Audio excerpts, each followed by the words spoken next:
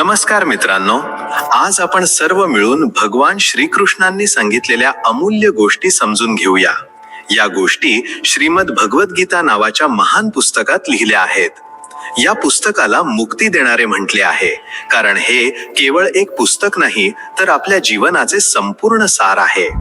ते आपल्याला प्रत्येक दुःखातून सुटका देणारे आहे, प्रत्येक अडचणीतून बाहेर पडण्याचा मार्ग दाखवणारे आहे. ते आपल्या आतली प्रत्येक भीती, प्रत्येक चिंता आणि प्रत्येक पीडा संपवण्याची ताकद ठेवते. श्रीकृष्ण म्हणतात, लोभ, क्रोध आणि काम ही 3 नरकाची द्वारे आहेत. या तिन्हींपासून दूर राहा. हेच आत्म्याच्या शुद्धीचे पहिले पाऊल आहे. आपल्या जीवनात प्रत्येक माणूस कोणत्या ना कोणत्या इच्छेमुळे, रागामुळे किंवा लालसेमुळे त्रस्त असतो. याच त्या 3 ताकदी आहेत ज्या आपल्या आत हळूहळू शिरतात आणि आपल्या मनाची शांती संपवून टाकतात. काम म्हणजे इच्छा. जोपर्यंत ती आपल्या ताब्यात आहे तोपर्यंत चांगली आहे, पण जेव्हा हीच इच्छा एक सवय किंवा व्यसन बनते तेव्हा माणूस खऱ्या आणि खोट्यामधला फरक विसरून जातो. उदाहरणार्थ, एखादी व्यक्ती यश मिळवण्यासाठी मेहनत करते, ही एक चांगली इच्छा आहे. पण जर तीच व्यक्ती त्या यशासाठी दुसऱ्याला खाली पाडू लागली, खोटे बोलू लागली किंवा फसवणूक करू लागली तर तीच इच्छा आता पाप बनते. क्रोध म्हणजे राग तेव्हा येतो जेव्हा आपले मन आपल्या ताब्यातून बाहेर जाते. हा त्या आगीसारखा आहे जी आधी इतरांना जाळण्यासाठी उठते पण शेवटी स्वतःला जाळून राख करून टाकते. जेव्हा कोणी तुम्हाला काही वाईट बोलते आणि तुम्ही लगेच रागाने भरून जाता तेव्हा त्या क्षणी तुमची विचार करण्याची शक्ती संपून जाते. बरेच लोक आपल्या आयुष्यातील सर्वात मोठे निर्णय रागात घेऊन नंतर पश्चाताप करतात, कारण क्रोध आपली बुद्धी हिरावून घेतो. आणि मग येतो लोभ, म्हणजे तो हव्यास जो कधीच संपत नाही. हा माणसाला नेहमी आणखी जास्त मिळवण्याकडे ढकलत राहतो. धन असो, नाव असो किंवा सन्मान असो, लोभ नेहमी थोडे आणखी मिळवण्याची इच्छा ठेवतो. ज्या दिवशी माणसाच्या गरजा त्यांच्या मर्यादांपेक्षा मोठ्या होतात त्याच दिवशी त्याची शांती संपून जाते. जसे समुद्रात कितीही पाणी ओतले तरी तो कधी भरत नाही, तसेच लोभी माणूस कधीही समाधानी होत नाही. आता विचार करा, जर हे तिन्ही काम, क्रोध आणि लोभ आपल्या आतून संपले तर काय उरेल? उरेल एक शांत, स्वच्छ आणि स्थिर मन. एक असे मन जे कोणत्याही परिस्थितीत अस्वस्थ होत नाही, जे आपल्या कामाशी जोडलेले राहते, परिणामाशी नाही. हीच आत्म्याच्या शुद्धीची सुरुवात आहे. आत्म्याच्या शुद्धीचा अर्थ केवळ शरीर किंवा कर्माची पवित्रता नाही तर विचारांची पवित्रता सुद्धा आहे. जेव्हा आपले विचार स्वच्छ असतात तेव्हा आपली कामे आपोआप चांगली होतात. एक शांत मन त्या दिव्यासारखे आहे जो अंधारातही रस्ता दाखवतो. पण जर तो दिवा लोभ, क्रोध आणि काम यांच्या वादळात डगमगू लागला तर माणूस आपला रस्ता भरकटतो. म्हणून श्रीकृष्ण असे म्हणत नाहीत की या भावनांना संपवून टाका, तर असे म्हणतात की यांच्यावर ताबा ठेवा, यांना साधा. जेव्हा इच्छेला एक चांगला हेतू बनवले जाते, जेव्हा रागाला ताकदीत बदलले जाते आणि जेव्हा लोभाला त्यागात बदलले जाते, तेव्हाच जीवनाचा खरा अर्थ समजतो. हाच तो क्षण आहे जेव्हा माणूस आपल्या आत्म्याला ओळखू लागतो. कारण आत्मा कधी रागावलेला नसतो, तो कधी लालच करत नाही आणि ना कशाची इच्छा ठेवतो. तो तर फक्त शांत, प्रकाशमय आणि अढळ असतो. जसे कमळाचे फूल चिखलात उमलूनही चिखलापासून अलिप्त राहते, तसेच आत्म्याला शुद्ध करणारा माणूस जगात राहूनही जगापासून वेगळा राहतो. म्हणून जीवनाची सर्वात मोठी साधना हीच आहे, आपल्या आतली ही 3 दारे बंद करणे. जेव्हा ही दारे बंद होतात तेव्हा आतला स्वर्ग आपोआप प्रकट होतो आणि तोच खरा मोक्ष आहे. श्रीकृष्ण म्हणतात, आत्मा अमर आहे, शरीर नाशवंत आहे. जे मरते ते शरीर आहे, आत्मा नाही. आत्मा ना जन्म घेतो ना मरतो, तो नेहमी राहणारा आहे. म्हणून मृत्यूवर दुःख करणे हे अज्ञान आहे. जेव्हा अर्जुन युद्धाच्या मैदानात उभा होता आणि आपल्याच कुटुंबातील लोकांना समोर पाहून अस्वस्थ झाला होता, तेव्हा श्रीकृष्णांनी हे गहन सत्य सांगितले होते की अर्जुना, ज्यांना तू पाहत आहेस ते केवळ शरीर आहेत, आत्मा नाहीत. शरीर मातीपासून बनले आहे, म्हणून एक दिवस मातीतच मिसळून जाईल. परंतु आत्मा, तो तर त्या परम ईश्वराचा प्रकाश आहे जो कधीही विझू शकत नाही. माणूस अनेकदा विचार करतो की माझे आप्तजन आता राहिले नाहीत, मृत्यूने त्यांना माझ्यापासून हिरावून घेतले. पण सत्य हे आहे की मृत्यू कोणालाही हिरावून घेऊ शकत नाही. मृत्यू केवळ ते वस्त्र बदलतो जे आत्म्याने काही काळासाठी घातले होते. जसा एखादा माणूस जुने कपडे काढून नवीन घालतो, तसेच आत्मा एक शरीर सोडून दुसऱ्या शरीरात जातो. हा बदल दुःख देणारा नाही, तर स्वाभाविक आहे. विचार करा, जर एखादा दिवा विझला तर काय त्याचा प्रकाश मरून जातो? नाही, तो प्रकाश तर कोणत्या तरी दुसऱ्या दिव्यात पुन्हा पेटून उठतो. आत्मा सुद्धा तसाच आहे. तो एका शरीरातून निघून दुसऱ्या शरीरात नवीन अनुभव घेण्यासाठी जातो. जन्म आणि मृत्यू हे केवळ त्या प्रवासातील थांबे आहेत, जिथे आत्मा अनुभव, ज्ञान आणि आपल्या कर्मांची फळे गोळा करतो. आपण आपले शरीर कितीही सुंदर बनवले तरी त्याचा एक दिवस शेवट होणे ठरलेले आहे.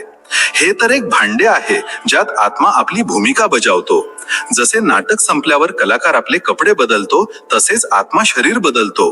परंतु आपण त्या भांड्यालाच खरे मानून बसतो आणि जेव्हा ते तुटते तेव्हा आपण दुःख करू लागतो. हे तसेच आहे जसे एखाद्याने तुटलेली नाव पाहून हे विसरून जावे की नदी तर अजूनही वाहत आहे. जीवन आणि मृत्यू दोन्हीही निसर्गाचे नियम आहेत. एकाशिवाय दुसरा शक्य नाही. मृत्यूशिवाय जन्माला काही किंमत नाही आणि जन्माशिवाय मृत्यूचे काही अस्तित्व नाही.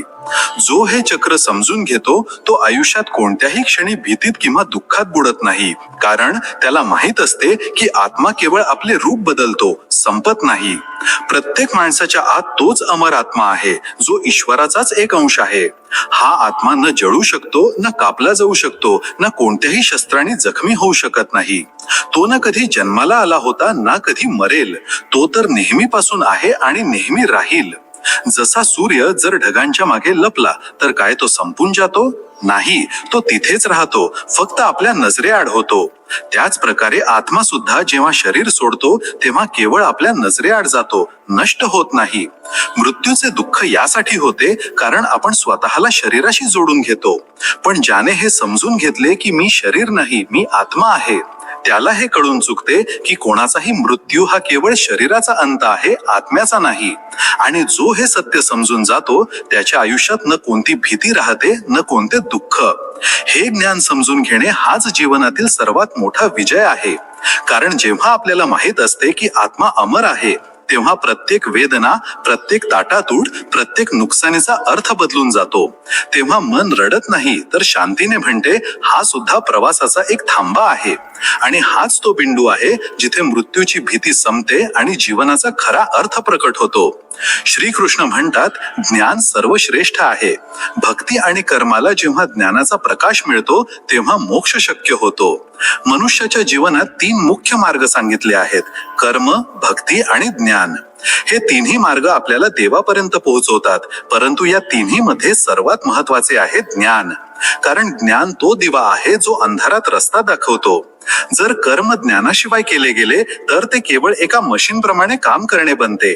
जर भक्ती ज्ञानाशिवाय केली गेली तर ती अंधविश्वासात बदलू शकते. पण जेव्हा या दोन्हींसोबत ज्ञान मिळते तेव्हा जीवन खरोखरच ईश्वरासारखे होते.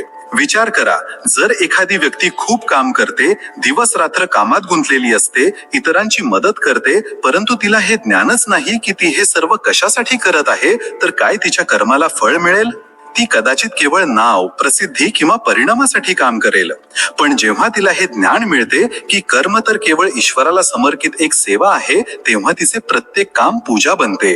असे कर्म ना कोणते बंधन आणते, ना अहंकार, तर मुक्तीकडे घेऊन जाते. भक्तीचेही तसेच आहे.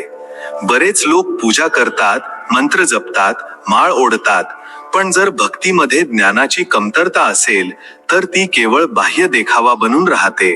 खरी भक्ती तेव्हा होते जेव्हा भक्ताला हे कळून चुकते की देव कुठे बाहेर नाही, माझ्याच आत आहे. जेव्हा हे ज्ञान येते तेव्हा भक्तीचा अर्थ बदलून जातो. तेव्हा पूजा कोणत्या मंदिरात नाही, तर प्रत्येक क्षणाच्या कामात, प्रत्येक श्वासात आणि प्रत्येक जीवाप्रती प्रेमात दिसून येते. ज्ञान ती शक्ती आहे जी आपल्याला भ्रम आणि सत्य यांच्यातील फरक सांगते. ते सांगते की आपण शरीर नाही, आत्मा आहोत. आपण करणारे नाही, केवळ एक माध्यम आहोत. जेव्हा ही समज मनात बसते तेव्हा अहंकार संपून जातो, कारण तेव्हा माणसाला कळून चुकते की जे काही होत आहे ते ईश्वराच्या इच्छेने होत आहे आणि तो स्वतः केवळ एक निमित्त मात्र आहे. उदाहरणार्थ, एक दिवा जळतो तेव्हा प्रकाश होतो, पण जर त्यावर झाकण ठेवले तर प्रकाश नाहीसा होतो. कर्म आणि भक्ती त्या दिव्याच्या तेल आणि वातीसारखे आहेत, पण ज्ञान त्या प्रकाशा समान आहे, जो सर्वांना उजळवतो. प्रकाशाशिवाय तेल आणि वातीचा काही अर्थ नाही. त्याच प्रकारे ज्ञानाशिवाय कर्म आणि भक्ती अपूर्ण आहेत. ज्ञानाचा अर्थ केवळ पुस्तकी माहिती नाही, तर ती एक जागृती आहे जी आतून येते. ती ओळख की मी कोण आहे, मी का आहे आणि माझा हेतू काय आहे. जेव्हा ही ओळख पटते तेव्हा व्यक्तीचे प्रत्येक काम ईश्वराप्रती समर्पण बनते.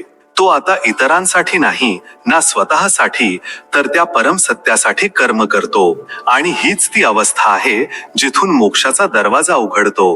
मोक्षाचा अर्थ केवळ मृत्यूनंतरची मुक्ती नाही, तर जिवंतपणीच बंधनांमधून मुक्त होणे आहे. जेव्हा एखादी व्यक्ती ज्ञानाच्या प्रकाशात भक्ती करते तेव्हा तिचे मन कधीही डगमगत नाही. जेव्हा ती ज्ञानासोबत कर्म करते तेव्हा परिणाम काहीही असो ती शांत राहते. हीच शांती मोक्षाचे पहिले रूप आहे. म्हणूनच श्रीकृष्ण म्हणतात की ज्ञानच सर्वश्रेष्ठ आहे, कारण ते भक्तीला खोली देते, कर्माला पवित्र करते आणि जीवनाला एक हेतू देते. जेव्हा ज्ञान जागृत होते तेव्हा प्रत्येक काम तपस्या बनते, प्रत्येक भावना भक्ती बनते आणि प्रत्येक श्वास मुक्तीकडे वाटचाल करतो. हेच खऱ्या जीवनाचे सार आहे. ज्ञानाने उजळलेली भक्ती आणि कर्म हाच मोक्षाचा मार्ग आहे. श्रीकृष्ण म्हणतात, अहंकार हा ज्ञानाचा शत्रू आहे. मी आणि माझेपणाची भावना हेच अज्ञानाचे मूळ आहे. जेव्हा अहंकार संपतो तेव्हा ईश्वर दिसतो. मनुष्याच्या आत जो सर्वात मोठा पडदा आहे तो कोणता बाहेरचा अंधार नाही, तर अहंकार आहे.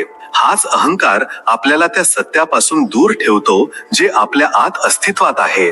अहंकार ती भिंत आहे जी आत्मा आणि ईश्वर यांच्यामध्ये उभी राहते.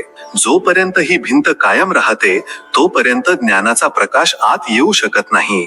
अहंकाराचा अर्थ हा नाही की एखादी व्यक्ती केवळ गर्विष्ठ किंवा अभिमानी आहे. अहंकाराचा खरा अर्थ आहे मीच सर्व काही आहे. जेव्हा माणूस असा विचार करू लागतो की मी करणारा आहे, मला माहित आहे, माझ्याशिवाय काही होऊ शकत नाही, तेव्हा तो हळूहळू त्या सत्यापासून दूर जातो जिथे सर्व काही ईश्वराच्या इच्छेने होते. हीच मी आणि माझेपणाची भावना अज्ञानाचे मूळ आहे. उदाहरणार्थ, जेव्हा सूर्य उगवतो तेव्हा त्याच्या प्रकाशाने प्रत्येक दिशा उजळून निघते. पण जर एखाद्या व्यक्तीने आपले डोळे बंद करून घेतले तर काय सूर्याचा प्रकाश नाहीये? प्रकाश तर आहे, पण त्याचे डोळे बंद आहेत. त्याच प्रकारे ईश्वर नेहमी आपल्या आत आणि आसपास आहे, पण अहंकार नावाचा पडदा आपले डोळे बंद करून टाकतो. जसा हा पडदा बाजूला होतो तसा ईश्वराचा प्रकाश आपोआप दिसू लागतो. अहंकार इतका सूक्ष्म असतो की व्यक्तीला त्याचा पत्ताही लागत नाही. कधी तो ज्ञानाच्या रूपात येतो, जसे मला खूप माहित आहे. कधी भक्तीच्या रूपात, जसे मी सर्वात मोठा भक्त आहे. कधी दानाच्या रूपात, जसे मी इतरांपेक्षा जास्त देतो. आणि कधी कधी तर नम्रतेच्या रूपात सुद्धा, जसे बघा मी किती नम्र आहे. हा मी प्रत्येक रूपात आपले अस्तित्व दाखवू पाहतो आणि हाच मी खऱ्या ज्ञानाचा सर्वात मोठा शत्रू आहे. ज्ञान तेव्हा येते जेव्हा व्यक्ती स्वतःला करणारा मानणे सोडून देते. जेव्हा ती हे समजून घेते की जे काही होत आहे ते माझ्यामुळे नाही, तर माझ्याकडून ईश्वराद्वारे होत आहे. हा भाव जेव्हा आत उतरतो तेव्हा अहंकार आपोआप मिटू लागतो. जसे रात्र होतात सूर्याचा प्रकाश जात नाही, तर सूर्य लपतो, तसेच जेव्हा ज्ञान येते तेव्हा अहंकार पळून जात नाही, फक्त विरघळून जातो. विचार करा, जेव्हा एखादी नदी समुद्राला मिळते तेव्हा तिचा मीपणा संपून जातो. ती आता नदी राहत नाही, ती समुद्र बनते. त्याच प्रकारे जेव्हा आत्मा आपल्या आतल्या ईश्वरात विलीन होतो तेव्हा मीपणाची भावना मिटून जाते. तेव्हा व्यक्ती असे म्हणत नाही की मी पाहत आहे, तर असा अनुभव करते की ईश्वर माझ्या माध्यमातून पाहत आहे. हेच खरे ज्ञान आहे. अहंकार असेपर्यंत व्यक्ती नेहमी द्विधा मनस्थितीत राहते. तिला तुलना करावी लागते, स्वतःला श्रेष्ठ सिद्ध करावे लागते आणि मनात भीती राहते की कुठेतरी तिची ओळख, तिची सत्ता हरवून तर जाणार नाही. पण जेव्हा अहंकार संपतो तेव्हा एक खोल शांती आणि सहजता आत उतरते. तेव्हा व्यक्ती कोणाला वर किंवा खाली पाहत नाही, कारण तिला प्रत्येक जीवात तोच एक परमात्मा दिसू लागतो. ईश्वराला पाहणे कोणत्या मंदिरात किंवा डोंगरावर जाऊन शक्य नाही, तर तेव्हा शक्य आहे जेव्हा मनातून मीपणाची भावना मिटून जाते. जसे स्वच्छ आरशात चेहरा स्पष्ट दिसतो, तसेच जेव्हा मन अहंकारापासून मुक्त होते तेव्हा त्यातच ईश्वराचं स्वरूप झळकते. आणि हीच ती अवस्था आहे जिथे खरे ज्ञान प्रकट होते. जेव्हा मी संपतो तेव्हाच तो दिसू लागतो. हाच तो क्षण आहे जेव्हा व्यक्ती स्वतःशी नाही तर ईश्वराशी जोडली जाते. अहंकाराच्या अंतातच ज्ञानाची सुरुवात होते आणि त्याच ज्ञानात ईश्वराचा अनुभव येतो. श्रीकृष्ण म्हणतात, ईर्ष्या आणि द्वेष आत्म्याला आंधळे करतात. इतरांचे यश पाहून दुःखी होणे म्हणजे स्वतःच्या सुखालाच हिरावून घेणे आहे. माणसाचे मन जेव्हा ईर्ष्या आणि द्वेषाने भरून जाते तेव्हा तो स्वतःचाच प्रकाश गमावून बसतो. जसा धूर दिव्याच्या ज्योतीला झाकून टाकतो, तसेच ईर्ष्या आत्म्याच्या ज्योतीला झाकून टाकते.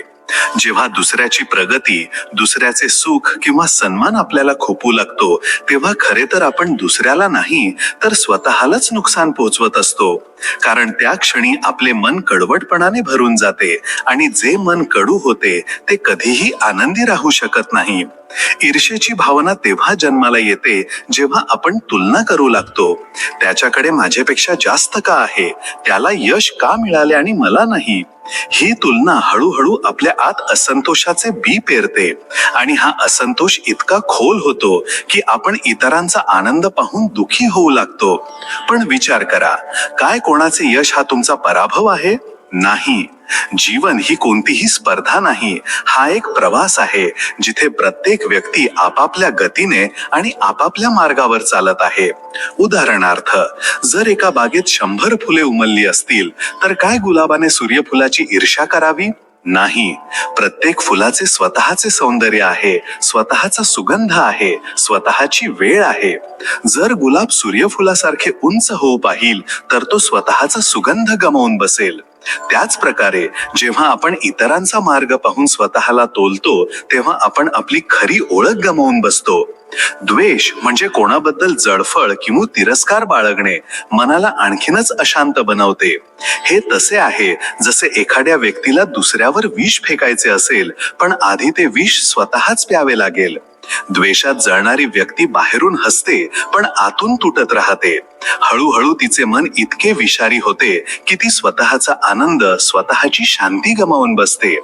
ज्ञानाचा मार्ग ईर्ष्या आणि द्वेषाच्या पलीकडे असतो, कारण जेव्हा व्यक्ती हे समजून घेते की प्रत्येकाचे नशीब, प्रत्येकाचा प्रवास ईश्वरानुसार ठरलेला आहे, तेव्हा ती इतरांचे यश पाहून आनंदी होते. तिला असे जाणवते की जर आज दुसऱ्याच्या आयुष्यात प्रकाश आहे तर उद्या माझ्या आयुष्यातही उजेड येईल. या भावनेने मन हलके होते, आनंदी होतो आणि व्यक्तीचा दृष्टिकोन बदलतो. इतरांचा आनंद पाहून दुःखी होणे हे असे आहे जसे एखाद्याने इतरांचे दिवे विझवण्याचा प्रयत्न करावा जेणेकरून अंधारात स्वतः चमकू शकेल. पण असे केल्याने अंधार आणखीनच गडद होतो. खरा प्रकाश तेव्हा येतो जेव्हा आपण इतरांच्या दिव्यातही आपला प्रकाश मिसळतो. जेव्हा आपण कोणाच्या यशाबद्दल मनापासून शुभेच्छा देतो तेव्हा आपल्या आतही एक नवीन ऊर्जा जन्म घेते. जेव्हा मन ईर्ष्येपासून मुक्त होते तेव्हा त्यात संतोष जन्म घेतो आणि जिथे संतोष असतो तिथे सुख आपोआप येते. ईर्ष्येमध्ये जगणारी व्यक्ती कधीही खरा आनंद जाणू शकत नाही, कारण तिचे लक्ष नेहमी बाहेरच्या दिशेने असते की दुसऱ्याकडे काय आहे. पण जी व्यक्ती स्वतःच्या आत डोकावते तिला कळून चुकते की माझा स्वतःचा प्रवास, माझा स्वतः हा आनंद दुसऱ्या कोणावर अवलंबून नाही. म्हणून जेव्हा कधी इतरांचे यश तुमच्या समोर येईल तेव्हा त्याकडे प्रेरणेसारखे बघा, स्पर्धेसारखे नाही. कारण प्रत्येक व्यक्ती आपापल्या वेळी फुलते आणि जो ईर्ष्या सोडून देतो त्याला स्वतःच्या आतला वसंत सापडतो.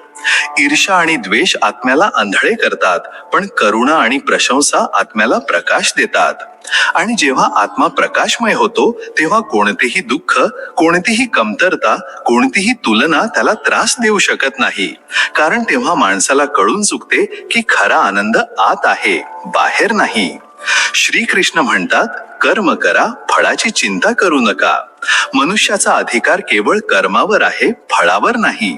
फळाची आसक्तीच दुःखाचे कारण बनते. हा श्रीमद भगवद्गीतेचा सर्वात प्रसिद्ध आणि सर्वात खोल उपदेश आहे, जो जीवनाचे सार सांगतो. हे केवळ एक वाक्य नाही, तर जगण्याची एक दिशा आहे.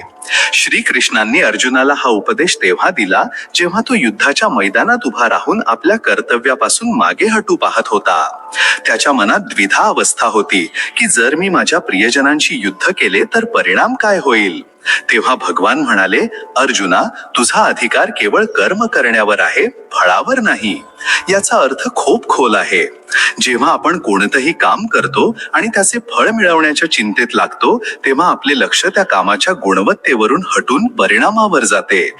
उदाहरणार्थ, जर एखादा विद्यार्थी अभ्यास करतो आणि त्याचे संपूर्ण लक्ष केवळ यावर असेल की त्याला किती गुण मिळतील, तर तो अभ्यासाचा आनंद आणि शिकण्याचा उद्देश गमावून बसतो.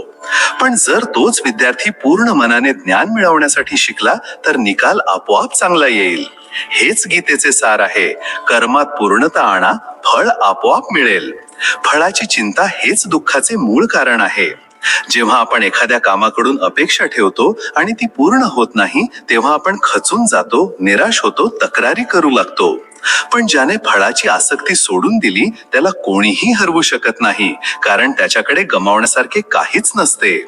तो आपल्या कर्मात इतका बुडालेला असतो की त्याला केवळ करण्याचा आनंद असतो, मिळवण्याची चिंता नसते. विचार करा, एक शेतकरी शेतात बी पेरतो. तो आपले काम पूर्ण निष्ठेने करतो, जमीन नांगरतो, पाणी देतो, काळजी घेतो. पण काय तो हे ठरवू शकतो की पाऊस केव्हा पडेल किंवा पीक किती येईल? नाही. तो केवळ आपले कर्म करू शकतो. परिणाम निसर्गाच्या हातात आहे.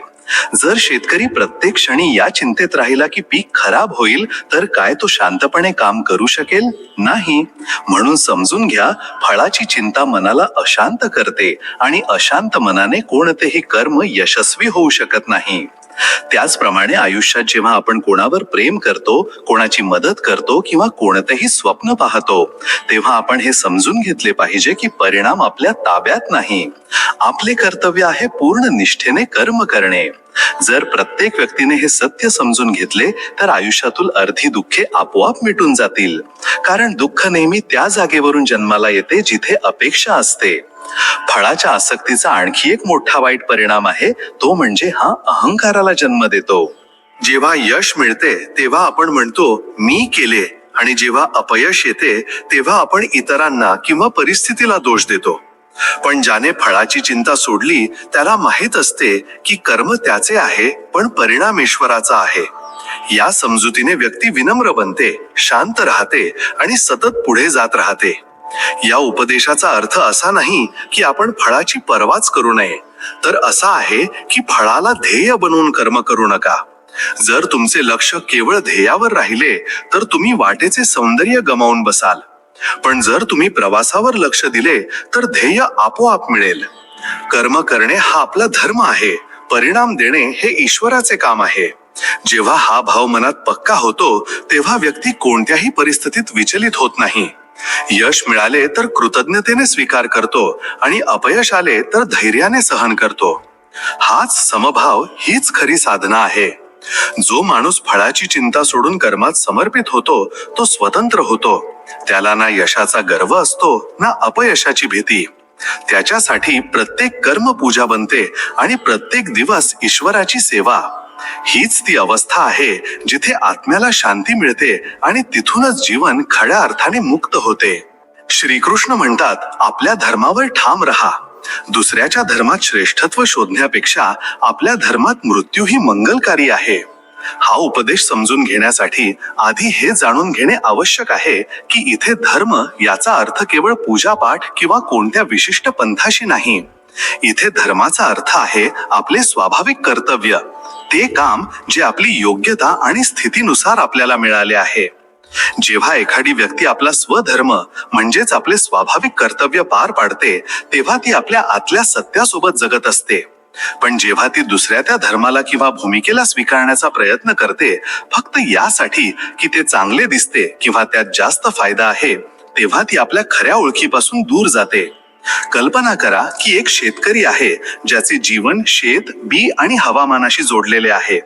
त्याचा धर्म आहे शेतात मेहनत करणे, पिकाची काळजी घेणे आणि प्रत्येक हवामानात धीर धरणे. जर तोच शेतकरी अचानक शहरात जाऊन व्यापार करू लागला फक्त यासाठी की त्याला तिथली झगमगाट आवडली आहे, तर तो केवळ आपल्या शक्तींचा चुकीचा वापर करेल असे नाही, तर आतून दुःखीही राहील. तोच असंतोष त्याला चुकीच्या मार्गावर नेऊ शकतो, ज्यामुळे शेवटी त्याचे जगणे कठीण होईल. म्हणूनच आपला धर्म पाळणे हे मनाला शुद्ध आणि स्थिर बनवते. दुसरी गोष्ट, या उपदेशात असेही म्हटले आहे की आपल्या धर्मात मृत्यू ही मंगलकारी आहे. याचा अर्थ असा नाही की मृत्यूला शोधा किंवा मरण्यातच सगळे चांगले आहे. याचा अर्थ असा आहे की जर तुमचे संपूर्ण आयुष्य सत्य, कर्तव्य आणि निष्ठेने भरलेले राहिले आणि मग शेवट आला, तर तो शेवट व्यर्थ नव्हता. असा शेवट त्या जीवनाचा स्वाभाविक समारोप आहे जो धर्माप्रमाणे जगला गेला. इतिहासात असे अनेक लोक होऊन गेले ज्यांचा मृत्यू आपले कर्तव्य पार पाडताना झाला, पण त्यांच्या आठवणी आणि त्यांची कामे आजही पिढ्यांना प्रेरणा देतात. त्यांच्या मृत्यूतही एक सन्मान आणि मंगल आहे, कारण त्यांनी आपली भूमिका प्रामाणिकपणे पार पाडली. तिसरी गोष्ट, हे समजून घेणं महत्वाचे आहे की दुसऱ्याच्या धर्मात चांगुलपणा शोधणे हे बऱ्याचदा तुलना आणि असंतोषाला जन्म देते. जेव्हा तुम्ही इतरांना पाहून म्हणता की त्यांचे काम चांगले आहे, त्यांची स्थिती माझ्यापेक्षा चांगली आहे, तेव्हा तुम्ही तुमची ऊर्जा बाहेरच्या गोष्टींवर लावता. ही सवय हळूहळू तुम्हाला केवळ असमाधानी बनवत नाही, तर तुम्हाला तुमच्या खऱ्या मार्गावरून भरकटवते. तर आपल्या धर्मावर ठाम राहण्याचा अर्थ आहे आपली कर्तव्य पूर्ण प्रामाणिकपणे करणे, आपले गुण आणि मर्यादा समजून घेऊन तेच सर्वोत्तम देणे जे तुमच्या हातात आहे. शेवटी हे जाणून घ्या की आपल्या धर्मावर टिकून राहिल्याने मन स्थिर बनते. स्थिर मनाने घेतलेले निर्णय योग्य असतात, जीवनातील लढाया योग्य पद्धतीने लढल्या जातात आणि मृत्यूची भीतीही कमी होते. जेव्हा एखादी व्यक्ती आपल्या कर्तव्याच्या मार्गावर ठाम राहते, तेव्हा तिला कोणत्याही परिणामापेक्षा आपल्या कर्माची शुद्धता आणि आपल्या आतल्या शांतीची जास्त चिंता असते. हीच ती स्थिती आहे जिथे जीवनाचा प्रत्येक क्षण अर्थपूर्ण बनतो आणि मृत्यू सुद्धा केवळ एक नैसर्गिक टप्पा बनून शांती देऊन जातो. म्हणून हा उपदेश साधा आहे पण खूप खोल आहे. आपली ओळख आणि कर्तव्य समजून घ्या, इतरांकडून प्रेरणा घ्या पण त्यांची नक्कल करू नका, आणि आपल्या धर्माचे पालन असे करा की जर शेवटही आला तरी तुम्हाला समाधान राहील की तुम्ही तुमचा वाटा प्रामाणिकपणे उचलला. श्रीकृष्ण म्हणतात, जे झाले ते चांगले झाले, जे होत आहे ते चांगले होत आहे, आणि जे होईल ते सुद्धा चांगलेच होईल. जीवनात जे काही घडते तो कोणताही योगायोग नसतो, तो ईश्वराच्या योजनेचा एक छोटासा भाग असतो. जेव्हा माणूस हे सत्य समजून घेतो तेव्हा त्याच्या आत एक खोल शांती आणि स्वीकाराचा भाव जन्म घेतो. बघा, माणसाचा स्वभाव आहे की तो प्रत्येक घटनेला आपल्यानुसार चांगले किंवा वाईट म्हणतो. जेव्हा काही त्याच्या इच्छेनुसार होते तेव्हा तो आनंदी होतो आणि जेव्हा होत नाही तेव्हा दुःखी होतो. पण श्रीकृष्ण हेच शिकवतात की जीवनातील प्रत्येक घटनेत कोणता ना कोणता हेतू लपलेला असतो. आपल्याला तेच दिसते जे समोर आहे, पण ईश्वराची नजर संपूर्ण असते. त्याला माहित असते की कोणत्या क्षणी आपल्याला काय मिळायला हवे, काय गमावायला हवे आणि काय अनुभव घ्यायला हवा, जेणेकरून आपण आत्मिक रूपाने पुढे जाऊ शकू. समजा एखाद्या व्यक्तीची नोकरी गेली, त्याला वाटते की त्याच्यावर अन्याय झाला आहे, जग संपले आहे. पण काही महिन्यांनंतर तीच व्यक्ती जेव्हा आपला नवीन मार्ग बनवते, काही असे करते जे तिच्या जीवनाचा हेतू बनते, तेव्हा तिला जाणीव होते की जे आधी झाले होते तेच खरे तर तिच्यासाठी चांगले होते. हाच तर श्रीकृष्णांचा संदेश आहे. जे काही होते ते आपल्या आत्म्याच्या प्रगतीसाठी होते, जरी त्यावेळी आपल्याला त्याचा अर्थ समजला नाही तरी. कधी कधी आयुष्य आपल्याला अशा वळणांवर आणून उभे करते जिथे सगळे काही गोंधळलेले वाटते. नाती तुटतात, परिस्थिती बिघडते किंवा आपली स्वप्ने अपुरी राहतात. पण नंतर तीच तुटलेली नाती आपल्याला मजबूत बनवतात. जी घसरण आपल्याला रडवते तीच आपल्याला सावरायला शिकवते. जेव्हा आपण या दृष्टिकोनातून जीवनाकडे पाहण्यास शिकतो तेव्हा तक्रारीच्या जागी धन्यवाद देण्याची भावना येऊ लागते. आपण समजून जातो की काहीही व्यर्थ नसते. प्रत्येक अनुभव, प्रत्येक व्यक्ती, प्रत्येक क्षण आपल्या आयुष्याच्या पुस्तकातील एक महत्वाचा अध्याय आहे. श्रीकृष्णांचा हा उपदेश आपल्याला हे शिकवत नाही की आपण दुःखांपासून पळून जावे, तर हे शिकवतो की आपण त्यांना स्वीकारावे. कारण जेव्हा आपण स्वीकार करतो तेव्हा मन शांत होते. जशा समुद्राच्या लाटा येत जात राहतात तसेच जीवनातील परिस्थितीही बदलत राहते. जर आपण लाटांशी लढलो तर बुडून जाऊ, पण जर त्यांच्यासोबत वाहण्यास शिकलो तर त्याच लाटा आपल्याला किनाऱ्यापर्यंत पोहोचवतील. म्हणून जेव्हा आयुष्यात असे काही होईल जे तुमच्या इच्छेविरुद्ध असेल तेव्हा थांबा आणि स्वतःला सांगा, हा सुद्धा ईश्वराच्या योजनेचा भाग आहे, यातही माझे कल्याण लपलेले आहे. हळूहळू जेव्हा हा भाव मनात खोलवर रुजतो तेव्हा कोणतीही परिस्थिती आपल्याला डगमगू शकत नाही. तेव्हा सुख दुःख समान वाटू लागतात, कारण आपण जाणून जातो की दोन्हीही आपल्या आत्मिक विकासाची साधने आहेत. जीवनाला स्वीकार करणे हेच जीवनाला समजून घेणे आहे. जेव्हा आपण हे खोल सत्य अनुभवतो तेव्हा आपण आतून हलके होतो, मुक्त होतो. मग ना भूतकाळाची चिंता सतावते ना भविष्याची भीती, फक्त वर्तमानात जगण्याची कला येते. आणि हीच तर खरी शांती आहे, तीच शांती जी ईश्वराच्या जवळ घेऊन जाते. श्रीकृष्ण म्हणतात, सुख आणि दुःख दोन्हीही अस्थायी आहेत. जसे थंडी आणि ऊन येत जात राहतात तसेच जीवनातील परिस्थितीही बदलत राहते. म्हणून धीर धरणे हेच जीवनातील सर्वात मोठे बळ आहे. बघा, हे जग बदलाचा खेळ आहे.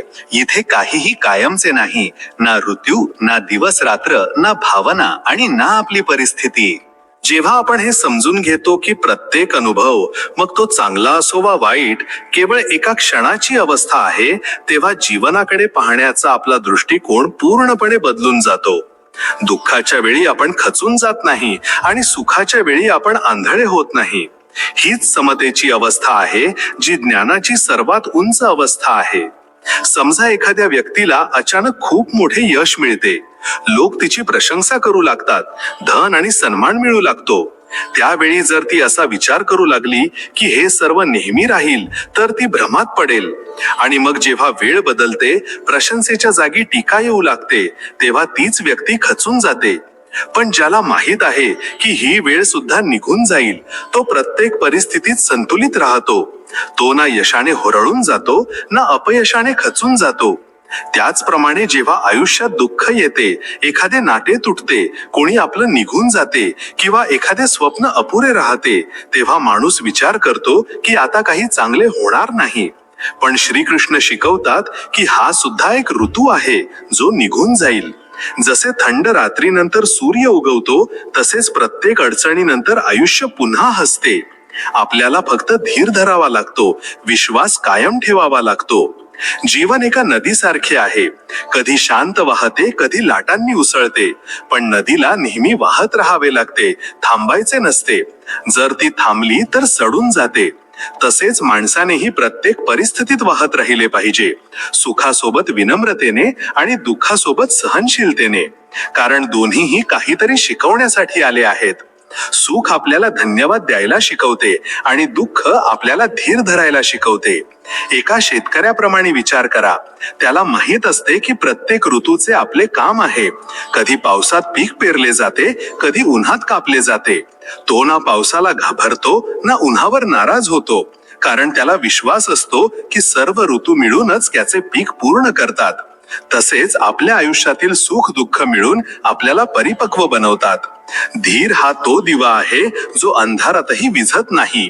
जेव्हा आयुष्याचे वादळ येते, जेव्हा कोणताही मार्ग दिसत नाही, तेव्हा हाच धीर आपल्याला आतून सावरतो. जी व्यक्ती धैर्यवान असते ती कधीही विकामी नसते, कारण तिला माहित असते की बदल हाच जीवनाचा स्वभाव आहे. आज जे दुःख आहे ते उद्या अनुभव बनेल आणि जे आज सुख आहे ते सुद्धा एके दिवशी आठवण बनेल. म्हणूनच श्रीकृष्णांचा हा उपदेश आपल्याला शिकवतो की प्रत्येक क्षण समान भावनेने स्वीकारा. ना सुखात खूप वाहून जा, ना दुःखात खूप बुडून जा, कारण दोन्हीही कायमचे नाहीत. खरी शक्ती यात नाही की तुम्ही कोणत्या परिस्थितीत आहात, तर यात आहे की तुम्ही प्रत्येक परिस्थितीत तुमचे मन स्थिर ठेवू शकता. जेव्हा माणूस ही कला शिकून घेतो, तेव्हा ना वेळ त्याला हलवू शकते ना परिस्थिती. तो स्वतः एक शांत सरोवर बनतो, ज्यात जीवनाचे प्रत्येक प्रतिबिंब सुंदर दिसू लागते. श्रीकृष्ण म्हणतात, ईश्वर सर्वत्र आहे. ज्याला तू बाहेर शोधतोस तो तुझ्याच आत विद्यमान आहे. जेव्हा माणूस हे सत्य समजून घेतो, तेव्हा त्याचे संपूर्ण आयुष्य बदलून जाते. कारण त्याला कळून चुकते की ईश्वर कोणी दूर बसलेला देव नाही, तर प्रत्येक श्वासात, प्रत्येक अनुभवात, प्रत्येक जीवात असलेली चेतना आहे. बघा, माणूस लहानपणापासून हेच शिकत आला आहे की ईश्वर मंदिरात आहे, मूर्तीत आहे, आकाशाच्या पलीकडे आहे. तो प्रत्येक ठिकाणी त्याला शोधतो, तीर्थक्षेत्रात, पर्वतांवर, समुद्राच्या किनाऱ्यावर. पण खरे तर ईश्वर कोणत्या खास जागेत राहत नाही. तो कोणताही आकार नाही, कोणतीही मर्यादित सत्ता नाही. ती ऊर्जा आहे, प्रेम आहे, करुणा आहे, जी प्रत्येक हृदयात आहे. जेव्हा तुम्ही कोणाला खऱ्या मनाने हसताना पाहता, जेव्हा कोणाच्या डोळ्यात करुणा दिसते, जेव्हा कोणाचे निस्वार्थ काम दुसऱ्याचे आयुष्य बदलून टाकते, तेच तर ईश्वराचे रूप आहे. पण आपण अनेकदा बाहेर इतके व्यस्त असतो की आत डोकावायचे विसरून जातो. बाहेरचा ईश्वर तर केवळ एक प्रतीक आहे, एक आरसा जो आपल्याला आत डोकावण्याची प्रेरणा देतो. समजा कोणी मंदिरात तासभर पूजा केली, पण घरी परतल्यावर कोणत्या तरी गरीबाला रागावले, कोणाची भावना दुखावली, तर त्याची पूजा अपुरी आहे. कारण ईश्वर दगडात नाही, भावनेत वास करतो. जेव्हा कोणाची पीडा पाहून तुमचे हृदय द्रवते, जेव्हा तुम्ही कोणत्याही स्वार्थाशिवाय कोणाची मदत करता, तीच खरी उपासना आहे. एकदा एक साधू होते जे अनेक वर्षांपासून ईश्वराच्या शोधात जंगलात भटकत होते. एके दिवशी थकून ते एका गावात पोहोचले, जिथे त्यांनी एका शेतकऱ्याला पाहिले जो सकाळपासून संध्याकाळपर्यंत मेहनत करायचा आणि रात्री देवाचे नाव घेऊन समाधानाने झोपी जायचा. साधूने विचारले, तू देवाला पाहिले आहेस का? शेतकरी हसला आणि म्हणाला, महाराज, मी तर दिवसभर त्याच्या सोबतच असतो. जेव्हा मी नांगर चालवतो तेव्हा तो माझ्यासोबत मातीत असतो, जेव्हा मी जेवण करतो तेव्हा तो माझ्यासोबत बसलेला असतो, आणि जेव्हा मी झोपतो तेव्हा तो माझ्या मनात विश्रांती घेतो. साधूच्या डोळ्यात पाणी आले. त्यांना समजले की ईश्वराला मिळवण्यासाठी भटकण्याची नाही, तर आत पाहण्याची गरज आहे. जेव्हा तुम्ही आतल्या ईश्वराला ओळखता तेव्हा तुमचा दृष्टिकोन बदलून जातो. मग कोणी लहान किंवा मोठे वाटत नाही, कोणी परके वाटत नाही. प्रत्येक व्यक्तीमध्ये तुम्हाला तीच दिव्य ठिणगी दिसू लागते. तेव्हा रागाच्या जागी करुणा येते, अहंकाराच्या जागी विनम्रता आणि द्वेषाच्या जागी प्रेम येते. हाच तर खरा ईश्वराचा अनुभव आहे, जेव्हा प्रत्येक प्राण्यात तुम्ही त्याचेच रूप पाहू लागता. ईश्वराला शोधण्याचा प्रवास बाहेरून नाही, आतून सुरू होतो.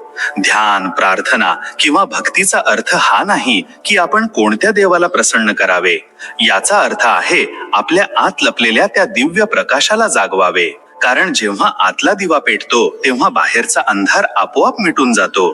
म्हणून जेव्हा कधी आयुष्यात तुम्हाला एकटे वाटेल, जेव्हा वाटेल की कोणी सोबत नाही, तेव्हा फक्त एक क्षण थांबा आणि डोळे बंद करा. आपल्या हृदयाच्या खोलात उतरा. तिथे एक शांतता आहे, एक प्रकाश आहे जो नेहमीपासून तुमच्या सोबत आहे. तोच ईश्वर आहे जो तुमच्याशिवाय कुठेही नाही आणि तुमच्या आतूनच सर्व सृष्टीला उजवळत आहे. श्रीकृष्ण म्हणतात, खरे स्वातंत्र्य म्हणजे इच्छांपासून मुक्त होणे.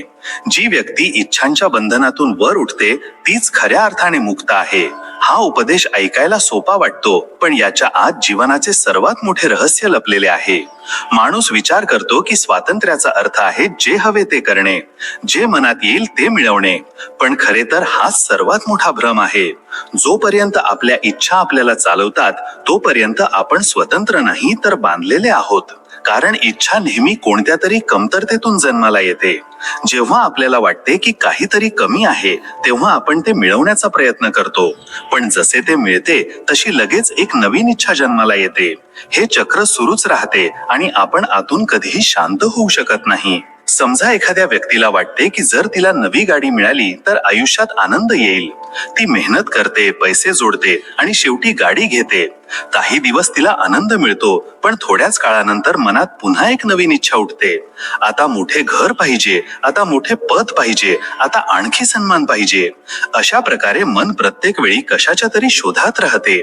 हा शोध कधीच संपत नाही आणि याच कारणामुळे माणूस कधीही समाधानी होत नाही. श्रीकृष्ण आपल्याला हे शिकवतात की इच्छांपासून मुक्त होणे म्हणजे त्यांचा त्याग करणे नाही, तर त्यांना पाहण्यास शिकणे. जेव्हा कोणती इच्छा मनात येईल तेव्हा तिला ओळखा. काय हे खरोखरच गरजेचे आहे की हा केवळ मनाचा भ्रम आहे? जसे आपण हा प्रश्न खोलवर समजून घेतो तशी इच्छा आपली पकड गमावून बसते. हे तसेच आहे जसे धूर आगीशिवाय राहू शकत नाही. जेव्हा जाणीवेचा प्रकाश आत पेटतो तेव्हा इच्छांचा धूर आपोआप नाहीसा होतो. इच्छांचे बंधन आपल्याला नेहमी भविष्यात खेचते. जेव्हा हे होईल तेव्हा मी आनंदी होईन. पण खरे स्वातंत्र्य तेव्हा येते जेव्हा आपण वर्तमानात जगण्यास शिकतो. जेव्हा आपण या क्षणी जे आहे त्याला पूर्णपणे स्वीकारतो तेव्हा आपण आतून स्वतंत्र होतो. कारण तेव्हा आपला आनंद कोणत्या वस्तूवर, व्यक्तीवर किंवा परिस्थितीवर अवलंबून नसतो. विचार करा, पक्षाला जर सोन्याचा पिंजरा दिला तर काय तो खरोखरच मोकळा आहे? नाही. त्याच प्रकारे जर आपले मन इच्छांच्या पिंजऱ्यात कैद आहे तर मग आपल्याकडे कितीही धन किंवा वैभव असो, आपण आतून बांधलेले आहोत. पण जी व्यक्ती आपल्या इच्छांवर ताबा मिळवते ती मातीच्या झोपडीतही राजासारखी जगते. कारण तिचा आनंद आतून येतो, बाहेरून नाही.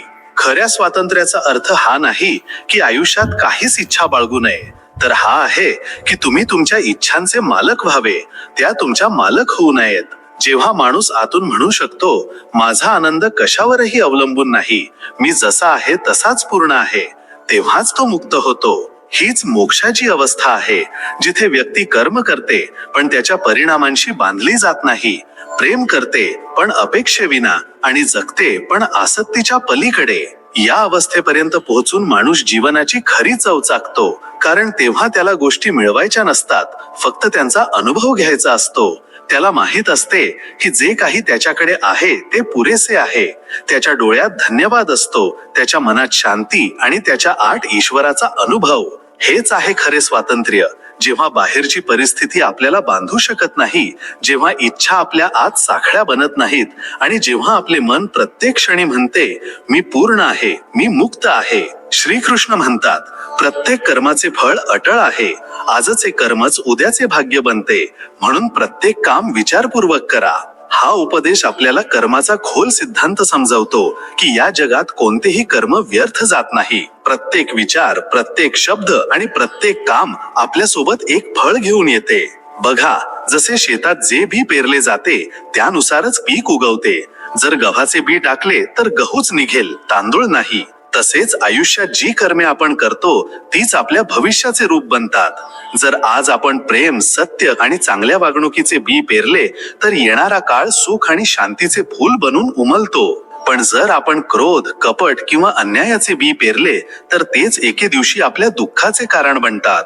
हा अवतार केवळ कोणत्या तरी रूपात प्रकट होणे नाही, तर हे प्रत्येक युगात प्रत्येक व्यक्तीच्या आत घडते. जेव्हा एखादा माणूस अन्यायाविरुद्ध उभा राहतो, जेव्हा एखादी व्यक्ती सत्य बोलण्याचे धाडस करते, जेव्हा कोणी प्रेम, करुणा आणि धर्माच्या बाजूने काम करते, तेव्हा तिथेच ईश्वर प्रकट होतो.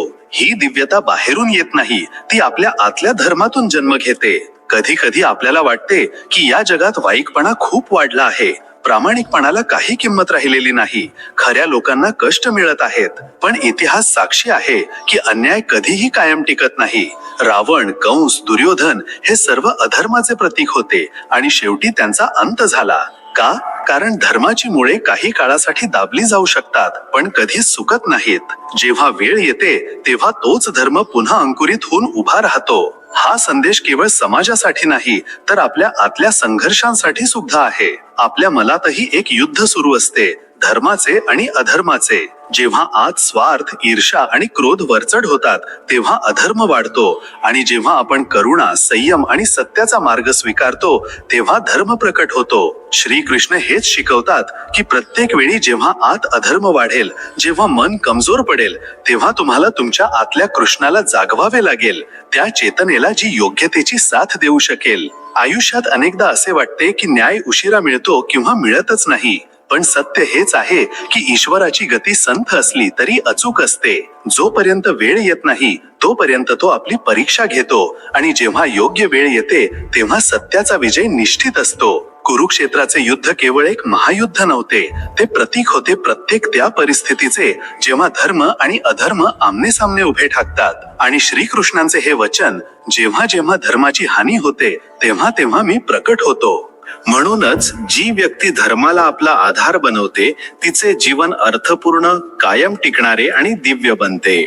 म्हणून श्रीकृष्णांचे हे वचन आपल्याला हे शिकवते की आयुष्यात जे काही कराल त्यात धर्माला केंद्रस्थानी ठेवा. कारण जेव्हा कर्मे धर्माला धरून असतात तेव्हा केवळ आयुष्यच यशस्वी होत नाही तर आत्मा सुद्धा मुक्त होतो. हाच जीवनाचा खरा उद्देश आहे, तात्पुरत्या गोष्टींच्या मागे नाही तर शाश्वत सत्याच्या मार्गावर चालणे. श्रीकृष्ण म्हणतात, जे काही तुमच्याकडे आहे ते एके दिवशी निघून जाईल, म्हणून आसक्ती सोडा. त्यागच खरा आनंद देतो, संग्रह नाही. हे वचन आपल्याला जीवनाच्या त्या खोल सत्याची ओळख करून देते जे समजायला सोपे नाही, पण एकदा समजले की आयुष्य खूप हलके आणि शांत वाटू लागते. प्रत्येक माणूस आपल्या आयुष्यात कोणत्या ना कोणत्या गोष्टीशी जोडून घेतो. कोणी आपल्या धनाने, कोणी आपल्या पदाने, कोणी आपल्या नात्यांनी आणि कोणी आपल्या इच्छांनी. हे जोडून घेणे, ज्याला श्रीकृष्ण आसक्ती म्हणतात, आपल्याला बंधनात बांधून टाकते. जोपर्यंत आपण हा विचार करत राहतो की हे माझे आहे, तोपर्यंत आपण आतून घाबरलेले असतो की कुठे हे माझ्यापासून हिरावून तर घेतले जाणार नाही. पण सत्य तर हे आहे की या जगात काहीही कायमचे नाही. जी गोष्ट आज तुमच्याकडे आहे ती उद्या राहणार नाही. ज्या व्यक्तीवर आज तुम्ही प्रेम करता, एके दिवशी तिच्यापासूनही वेगळे व्हायचे आहे. जे पद, जे घर, जे वैभव तुम्ही आयुष्यभर कमावले ते सुद्धा एके दिवशी दुसऱ्या कोणाचे होईल. हे ऐकायला कठोर वाटते, पण हेच सत्य आहे. जीवन एक प्रवाह आहे आणि जो या प्रवाहात वाहण्यास शिकतो त्यालाच खरी शांती मिळते. त्यागाचा अर्थ असा नाही की सर्व काही सोडून जंगलात निघून जा, नाही. त्यागाचा अर्थ आहे आतली आसक्ती सोडून देणे. उदाहरणार्थ, जेव्हा एक आई आपल्या मुलाला मोठे होताना पाहते आणि त्याला स्वतंत्र आयुष्य जगू देते, तेव्हा ती सुद्धा त्याग करते. तिला माहित असते की मुलावर आता तिचा मालकी हक्क राहिलेला नाही, तर तो ईश्वराच्या सृष्टीचा एक स्वतंत्र अंश आहे. हीच समज तिला आतून दिलासा देते, कारण तिने पकडून ठेवणे सोडून दिले आणि स्वीकारायला शिकली. त्याचप्रमाणे जेव्हा एखादी व्यक्ती व्यापारात नुकसान सहन करते आणि हे मानून पुढे जाते की ही सुद्धा ईश्वराची इच्छा होती, तेव्हा ती आतून मुक्त होते. तिने त्याग केला लालसेचा, मोहाचा आणि त्या परिणामाशी जोडले जाण्याचा. हाच त्याग तिला मानसिक बळ देतो. आसक्ती नेहमी दुःखाचे कारण बनते. जेव्हा आपण एखादी गोष्ट पकडून बसतो तेव्हा ती गोष्टच आपल्याला नियंत्रित करू लागते. जसे एखादा माणूस आपल्या धनाच्या खूप जास्त प्रेमात पडतो तेव्हा धन त्याचा स्वामी बनतो आणि तो स्वतः त्याचा गुलाम. पण जेव्हा तो हे समजून घेतो की धन माझ्या उपयोगासाठी आहे, मी धनाच्यासाठी नाही, तेव्हाच तो स्वतंत्र होतो. हेच स्वातंत्र्य म्हणजे आनंद आहे, कारण त्यात कोणतीही भीती नसते. त्यागातच आनंद का आहे? कारण जेव्हा आपण त्याग करतो तेव्हा आतल्या रिकाम्या जागेत शांती वसते. संग्रह केल्याने मन भरत नाही तर आणखी लालसा जागृत होते. पण त्यागाने मन हलके होते. जसे जेव्हा तुम्ही तुमच्या खोलीतून फालतू वस्तू काढून टाकता तेव्हा जागा वाढते आणि मनाला मोकळे वाटते. तसेच जेव्हा तुम्ही तुमच्या मनातून माझे माझेची भावना काढून टाकता तेव्हा हृदयात सुख, प्रेम आणि आनंदासाठी जागा तयार होते. श्रीकृष्णांचा हा उपदेश आपल्याला हे शिकवत नाही की आपण आयुष्यापासून दूर पळावे, तर हे शिकवतो की आयुष्याच्या मध्ये राहूनही मोहापासून मुक्त राहावे. हीच खरी आध्यात्मिकता आहे. कर्म करत राहा, पण मनाला आसक्तीपासून मुक्त ठेवा. हीच ती स्थिती आहे जिथे माणसाला ना नुकसानीची भीती असते ना लाभाचा अहंकार. त्यागाचा अर्थ आहे प्रत्येक परिस्थितीला स्वीकार करणे, कोणत्याही तक्रारीशिवाय. जेव्हा तुम्ही हे समजून घेता की जे काही घडत आहे ते तुमच्या नियंत्रणात नाही, तेव्हा तुम्ही प्रत्येक गोष्ट सहजतेने स्वीकारू लागता. आणि जेव्हा स्वीकार करून घेता तेव्हा आतले ओझे संपून जाते. हाच खरा आनंद आहे, जेव्हा काही गमावण्याची भीती नाही. हे आपल्याला हा विश्वास देते की जगात कितीही अंधार पसरला तरी शेवटी प्रकाश नक्कीच परत येईल.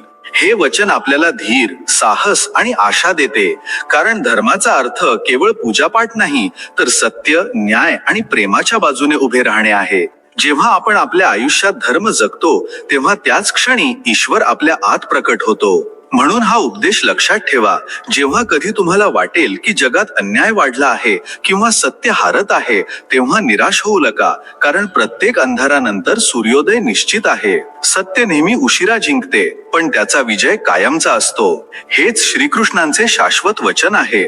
धर्म कधीही हारत नाही, फक्त त्याची परीक्षा सुरू असते. श्रीकृष्ण म्हणतात, धन, मान आणि पद क्षणिक आहेत, पण धर्म शाश्वत आहे. कारण ज्या गोष्टी वेळेनुसार मिटून जातात त्या कायमचे सुख देऊ शकत नाही. केवळ धर्मच तो आधार आहे जो माणसाच्या आयुष्याला स्थिरता, सन्मान आणि अर्थ देतो. जगात प्रत्येक व्यक्ती कशाच्या ना कशाच्या मागे धावत आहे. कोणाला धन हवे आहे, कोणाला प्रसिद्धी, कोणाला सत्ता. पण जर लक्ष देऊन पाहिले तर या सर्व गोष्टी तात्पुरत्या आहेत. धन आज आहे, उद्या नाही. पद आज तुमच्याकडे आहे, उद्या दुसऱ्या कोणाकडे जाईल. आणि मान सन्मान सुद्धा परिस्थितीनुसार बदलून जातात. इतिहास साक्षी आहे, ज्यांनी केवळ या 3 गोष्टी मिळवण्यासाठी आयुष्य जगले ते शेवटी रिकाम्या हातानेच राहिले. पण ज्यांनी धर्माला आपला आधार बनवले त्यांचे नाव आजही श्रद्धेने घेतले जाते. श्रीकृष्ण गीतेत हेच सांगतात की धर्माचा अर्थ केवळ पूजापाठ नाही, तर सत्य, कर्तव्य आणि न्यायाच्या मार्गावर चालणे आहे. जेव्हा व्यक्ती आपल्या कर्मांमध्ये धर्माला आधार बनवते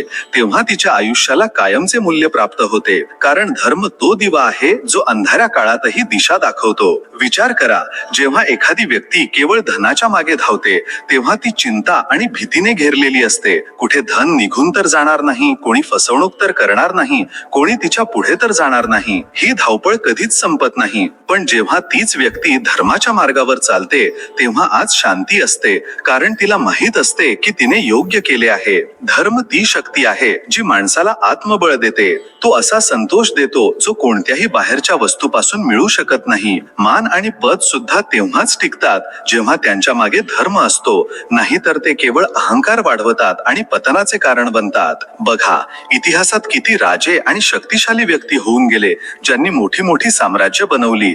पण जेव्हा त्यांनी धर्माकडे पाठ फिरवली तेव्हा त्यांची सर्व शक्ती मातीत मिळाली. पण दुसरीकडे असे संत आणि धर्मनिष्ठ व्यक्ती होऊन गेले ज्यांनी कोणतंही धन किंवा पद मिळवण्याची इच्छा केली नाही, पण त्यांची वाणी आजही लोकांना प्रेरणा देते. धर्म तो पाया आहे ज्यावर जीवनाची इमारत टिकून राहते.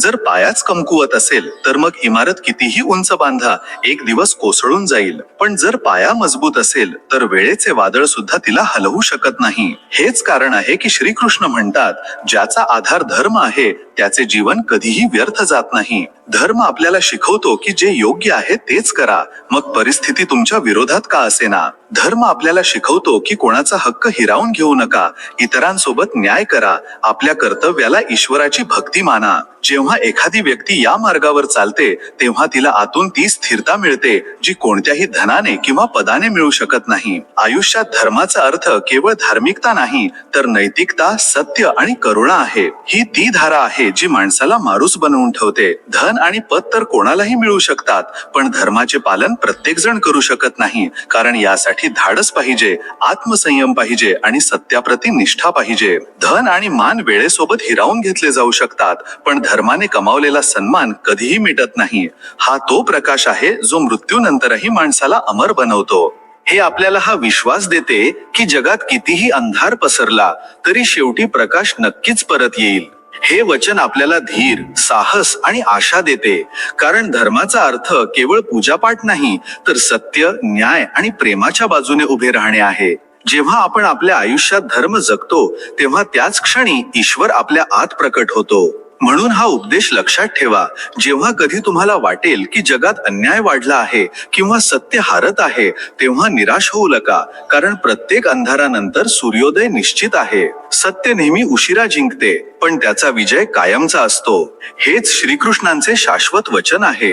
धर्म कधीही हारत नाही, फक्त त्याची परीक्षा सुरू असते. श्रीकृष्ण म्हणतात, धन, मान आणि पद क्षणिक आहेत, पण धर्म शाश्वत आहे. कारण ज्या गोष्टी वेळेनुसार मिटून जातात त्या कायमचे सुख देऊ शकत नाही. केवळ धर्मच तो आधार आहे जो माणसाच्या आयुष्याला स्थिरता, सन्मान आणि अर्थ देतो. जगात प्रत्येक व्यक्ती कशाच्या ना कशाच्या मागे धावत आहे. कोणाला धन हवे आहे, कोणाला प्रसिद्धी, कोणाला सत्ता. पण जर लक्ष देऊन पाहिले तर या सर्व गोष्टी तात्पुरत्या आहेत. धन आज आहे, उद्या नाही. पद आज तुमच्याकडे आहे, उद्या दुसऱ्या कोणाकडे जाईल. आणि मान सन्मान सुद्धा परिस्थितीनुसार बदलून जातात. इतिहास साक्षी आहे, ज्यांनी केवळ या 3 गोष्टी मिळवण्यासाठी आयुष्य जगले ते शेवटी रिकाम्या हातानेच राहिले. पण ज्यांनी धर्माला आपला आधार बनवले त्यांचे नाव आजही श्रद्धेने घेतले जाते. श्रीकृष्ण गीतेत हेच सांगतात की धर्म धर्माचा अर्थ केवळ पूजापाठ नाही, तर सत्य, कर्तव्य आणि न्यायाच्या मार्गावर चालणे आहे. जेव्हा व्यक्ती आपल्या कर्मांमध्ये धर्माला आधार बनवते, तेव्हा तिच्या आयुष्याला कायमचे मूल्य प्राप्त होते. कारण धर्म तो दिवा आहे जो अंधाऱ्या काळातही दिशा दाखवतो. विचार करा, जेव्हा एखादी व्यक्ती केवळ धनाच्या मागे धावते, तेव्हा ती चिंता आणि भीतीने घेरलेली असते. कुठे धन निघून तर जाणार नाही, कोणी फसवणूक तर करणार नाही, कोणी तिच्या पुढे तर जाणार नाही. ही धावपळ कधीच संपत नाही. पण जेव्हा तीच व्यक्ती धर्माच्या मार्गावर चालते, तेव्हा आज शांती असते. कारण तिला माहित असते की तिने योग्य केले आहे. धर्म ती शक्ती आहे जी माणसाला आत्मबळ देते. तो असा संतोष देतो जो कोणत्याही बाहेरच्या वस्तूपासून मिळू शकत नाही. मान आणि पद सुद्धा तेव्हाच टिकतात जेव्हा त्यांच्या मागे धर्म असतो, नाहीतर ते केवळ अहंकार वाढवतात आणि पतनाचे कारण बनतात. बघा, इतिहासात किती राजे आणि शक्तिशाली व्यक्ती होऊन गेले ज्यांनी मोठी मोठी साम्राज्य बनवली, पण जेव्हा त्यांनी धर्माकडे पाठ फिरवली तेव्हा त्यांची सर्व शक्ती मातीत मिळाली. पण दुसरीकडे असे संत आणि धर्मनिष्ठ व्यक्ती होऊन गेले ज्यांनी कोणतंही धन किंवा पद मिळवण्याची इच्छा केली नाही, पण त्यांची वाणी आजही लोकांना प्रेरणा देते. धर्म तो पाया आहे ज्यावर जीवनाची इमारत टिकून राहते.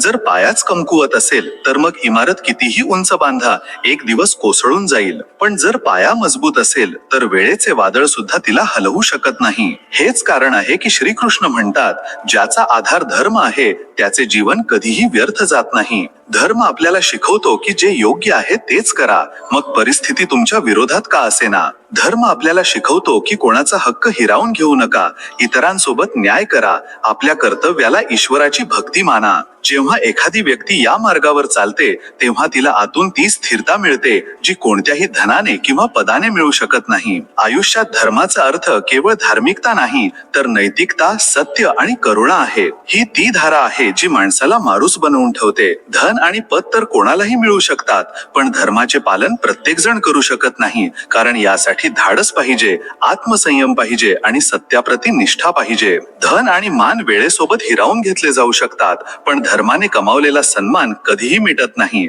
हा तो प्रकाश आहे जो मृत्यूनंतरही माणसाला अमर बनवतो. काही मिळवण्याची लालसा नाही. शेवटी हेच म्हटले जाऊ शकते की संग्रह करणारा माणूस नेहमी थकलेला असतो, पण त्याग करणारा माणूस नेहमी तृप्त असतो. म्हणून श्रीकृष्ण आपल्याला हे शिकवतात की आयुष्यातील सर्वात मोठी समज हीच आहे, आसक्ती सोडा. कारण जे काही तुमच्याकडे आहे ते एके दिवशी निघून जाईल. पण जर तुम्ही त्याग शिकलात तर तुमचा आनंद कधीही जाणार नाही. श्रीकृष्ण म्हणतात, जो स्वतःला जाणून घेतो तोच परमात्म्याला जाणतो. ईश्वर बाहेर नाही, आपल्या आत आहे. आत्मज्ञान हेच परमज्ञानाचे द्वार आहे. हा उपदेश मनुष्याच्या जीवनातील सर्वात खोल आणि रहस्यमय सत्य आहे. प्रत्येक व्यक्ती आपल्या आयुष्यात ईश्वराला शोधते. कोणी मंदिरात, कोणी पर्वतांवर, कोणी ग्रंथांमध्ये, तर कोणी कोणत्या तरी गुरुजवळ. परंतु श्रीकृष्ण आपल्याला हे शिकवतात की ज्या ईश्वराचा शोध तुम्ही बाहेर घेत आहात तो तर तुमच्या आतच विराजमान आहे. जसे समुद्राच्या प्रत्येक लाटेत तेच पाणी आहे, तसेच प्रत्येक जीवात तोच परमात्मा आहे. फरक फक्त एवढाच आहे की लाट आपले स्वरूप विसरून स्वतःला लहान समजते, तर समुद्र सर्वांना सामावून घेऊन अनंत आहे. माणसाचा सर्वात मोठा भ्रम हाच आहे की तो स्वतःला शरीर, नाव आणि पद यांच्या रूपात ओळखतो. जोपर्यंत हा भ्रम कायम राहतो तोपर्यंत तो दुःखी राहतो. कारण शरीर बदलते, नाव मिटून जाते आणि पद तात्पुरते असते. पण जेव्हा एखादी व्यक्ती आत डोकावते आणि हे जाणून घेते की मी केवळ हे शरीर नाही तर चेतना आहे, तेव्हा ती आपली खरी ओळख मिळवते. आणि तीच ओळख आहे आत्मा.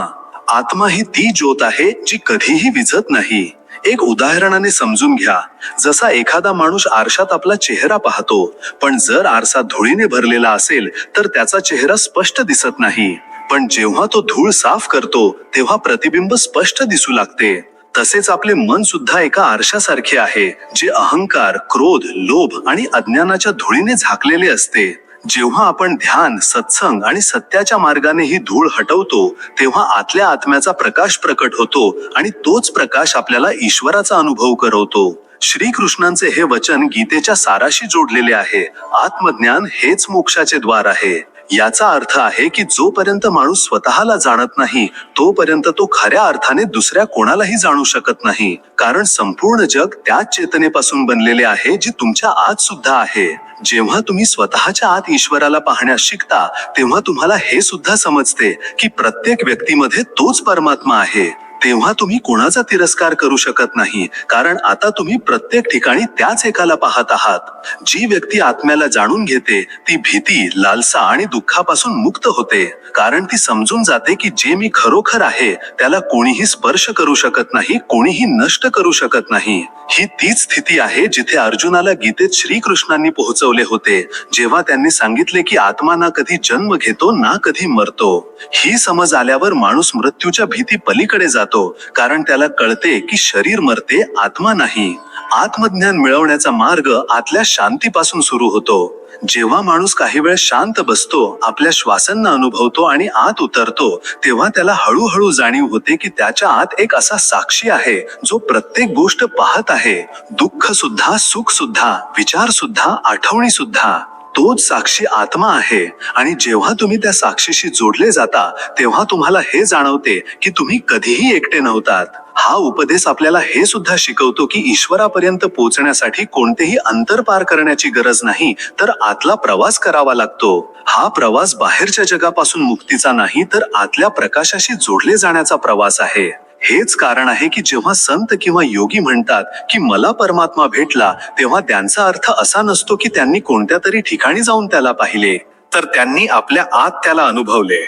श्रीकृष्णांचे हे वचन आपल्याला जीवनाचा सर्वात सुंदर संदेश देते. ईश्वराला मिळवण्यासाठी मंदिराची नाही तर मनाच्या शुद्धीची गरज आहे, ज्ञानाची नाही अनुभवाची गरज आहे. आणि हा अनुभव तेव्हा येतो जेव्हा आपण हे जाणून घेतो की मी तोच आत्मा आहे जो सर्वत्र व्यापलेला आहे. जेव्हा ही समज हृदयात उतरते तेव्हा आयुष्य बदलून जाते, कारण तेव्हा तुम्ही कोणाशी स्पर्धा करत नाही, कोणाचा द्वेष करत नाही, कोणाला घाबरत नाही. तेव्हा फक्त एकच भावना उरते, सर्वम खल्विदम ब्रह्म. हे संपूर्ण जग त्याच परमात्म्याचा विस्तार आहे. आणि जेव्हा हा अनुभव जागृत होतो तेव्हा व्यक्तीच्या आतच स्वर्ग उतरून येतो. श्रीकृष्ण म्हणतात, जी व्यक्ती परिस्थितीमध्येही समभाव ठेवते तीच ज्ञानी आहे. सन्मान आणि अपमान, हानी आणि लाभ, जेव्हा हे सर्व समान होऊन जातात तेव्हाच मन स्थिर होते. हा उपदेश श्रीकृष्णांच्या शिकवणीचा मूळ आधार आहे, जो आपल्याला शिकवतो की खरे ज्ञान बाहेरच्या यशात किंवा अपयशात नाही, तर आतल्या स्थिरतेत आहे. आयुष्यात दररोज परिस्थिती बदलत राहते. कधी आपली प्रशंसा होते तर कधी टीका, कधी आपल्याला लाभ मिळतो तर कधी हानी, कधी आपल्या आजूबाजूला प्रेम आणि आदर असतो तर कधी तिरस्कार आणि अपमान. पण जी व्यक्ती या सर्व परिस्थितींमध्ये सुद्धा आपले मन शांत आणि संतुलित ठेवू शकते तीच खऱ्या अर्थाने ज्ञानी म्हटली जाते. हीच ती स्थिती आहे ज्याला संत लोक समदृष्टी म्हणतात, म्हणजे सर्वांमध्ये समान दृष्टी ठेवणे. एक ज्ञानी व्यक्ती श्रीमंत आणि गरीबात फरक पाहत नाही. तिला माहित असते की आत्मा सर्वांमध्ये एक समान आहे. ज्या क्षणी हा भेदभाव मिटून जातो त्याच क्षणी आपल्या आत प्रेम आपोआप प्रकट होते, कारण प्रेमाचे मूळ तर एकतेच्या भावनेतच आहे. जसे समुद्राची प्रत्येक लाट वेगळी दिसते पण सर्वांचा स्रोत एकच आहे, त्याच प्रकारे जेव्हा आपण समजतो की प्रत्येक प्राणी त्याच परमात्म्याची अभिव्यक्ती आहे, तेव्हा आपण प्रत्येकाप्रती स्नेह आणि सन्मानाने भरून जातो. आपल्याला कोणाचा तिरस्कार करण्याची गरजच उरत नाही, कारण प्रत्येक जण त्याच ईश्वराचा अंश आहे जो आपल्या आत सुद्धा आहे. मित्रांनो, या व्हिडिओमध्ये फक्त एवढेच. मी आशा करतो की तुम्हाला या व्हिडिओमधून बरेच काही जाणून घ्यायला मिळाले असेल. व्हिडिओला लाईक आणि शेअर करून कमेंटमध्ये जय श्री राधे कृष्ण लिहायला विसरू नका. आणि असेच ज्ञानवर्धक आणि प्रेरणादायी व्हिडिओ मिळवण्यासाठी आमच्या YouTube चॅनलला सबस्क्राईब करून घंटी नक्की वाजवा. भगवान श्रीकृष्ण तुम्हाला नेहमी आनंदी ठेवोत. स्वतःची काळजी घ्या. जय श्री राधे कृष्ण.